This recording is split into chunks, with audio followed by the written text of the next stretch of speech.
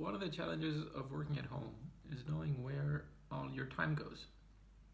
So when I first started working at home, I looked at some time tracking solutions, but none of them really stuck, either because I had to learn a new piece of software or just the manual work of opening and closing a time tracker.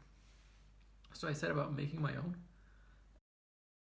It's called Task Boxes, and it has 3 goals. The first one is time tracking with no overhead. Second one is a streamlined workflow. And the third, I didn't want any new software to learn because I'm already a fan of the macOS productivity software they provide. Okay, so let's do a demo. The first thing is that it uses quick actions that can be accessed from the touch bar. And when you launch or start a task here, it asks you what are you working on and gives you a list of the projects that I have in progress. But this list isn't manually maintained by me, it just reads the name of the folders in the task boxes directory. So in this way, every time I start a project, I get a new task list made for me. So in this example then, let's choose JavaScript for automation snippets. And a couple of things happen. The reminders opens up with the correct list on top, and a dialog box asking me specifically what I'm working on. So this is to help me set the intention for the next hour, and usually just what I do is I choose one of my to-dos and then work on that. But in this case, we'll just write demo. And a couple of more things happen. A timer comes up. I'm using Red Hot Timer, which is one I'm really happy with.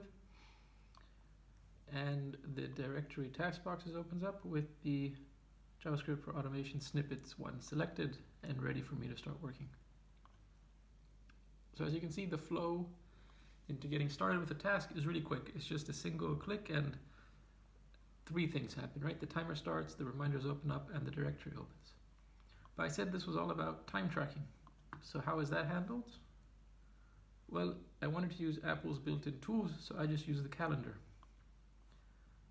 And when I created the event, or when I said start task, it created a new event with the time now, forward 1 hour into the future. I don't have yesterday, so this one. But let's say I don't work for the full hour, I get interrupted or I finish early, then again I can do a quick action. There we go.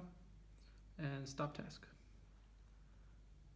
And then it asks me what did I actually work on, because sometimes what I intend to do and what I do aren't the same. So then I can say filmed demo, enter. And then it updates the event with the new end time, and it puts what I actually did in the description box and what I intended to do in the event's title. So yes, that was task boxes. It's free, and I shared it in a hope that it could help you. And also, if you have any feedback for me, then I can go back in and make some changes.